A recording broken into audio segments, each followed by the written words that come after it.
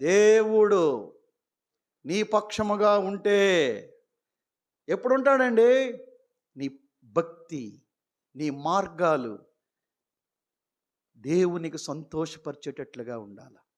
When a man's ways please God, ఒక వ్యక్తి యొక్క భక్తి, ఒక వ్యక్తి యొక్క నడవడి దేవునికి అనుకూలముగా ఉన్నప్పుడు, దేవుణ్ణి సంతోషపరుస్తున్నప్పుడు, శత్రువులను సహా నీకు మిత్రులుగా చేసేస్తాడు. నీకు దాసులు అయిపోతారు. ఏమండి? That is Bible principle. వారి మీదకి లేచి కాదు, దేవుడు అన్నాడు, నా ఉగ్రతకు చోటు ఇవ్వండి, నేను చూసుకుంటాను, నాకు అప్పచెప్పండి. మన గురి మనం అంతే చేశారా? దేవుణ్ణి నేను సంతోషపరిచే విధముగా బ్రతకాల.